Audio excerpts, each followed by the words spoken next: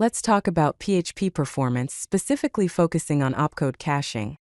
This will provide an understanding of opcode caches and how to effectively use them in your PHP applications.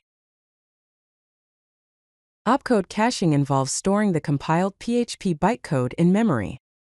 This avoids the need for repeated compilation every time a PHP script is executed. This dramatically improves the performance of your PHP applications. Here's how PHP code is typically executed. First, the PHP code is parsed, transforming it into tokens. Next, these tokens are compiled into opcodes, which are low-level instructions that the PHP engine can understand. Finally, these opcodes are executed. Importantly, this entire process repeats for every single request to your PHP application, which can be quite resource-intensive. Let's compare PHP execution with and without opcode caching. Without caching, each request requires parsing the PHP code, compiling it into opcodes, and then executing those opcodes.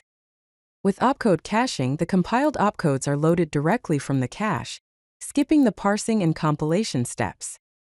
This leads to much faster execution times, as the parsing and compiling part is the slowest. There are a couple of popular solutions for opcode caching in PHP. The first one is OPcache, which is built directly into the PHP core since PHP version 5.5. The other one is APCu, which is the user cache component of APC, and this is available as an extension. To enable OPcache, you will need to modify your PHP configuration file, that is, the php.ini file. Here's how to do that. First, uncomment or add the line _extension equals opcake. Then make sure that opcake.enable is set to 1 to enable the caching. Next, you can configure the memory consumption using opcake.memory_consumption. A value of 128 megabytes is a good starting point.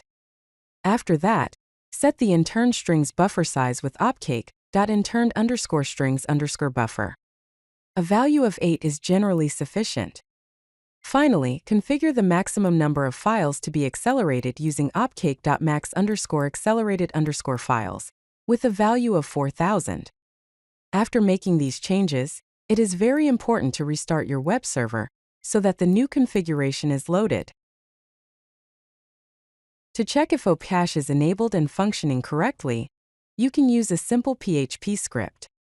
The script checks if the function opcake_get_status exists, and if it does, it uses var_dump to output the OPcache status information.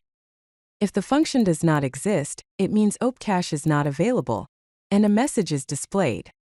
You can also use the function php.info to see the complete OPcache configuration.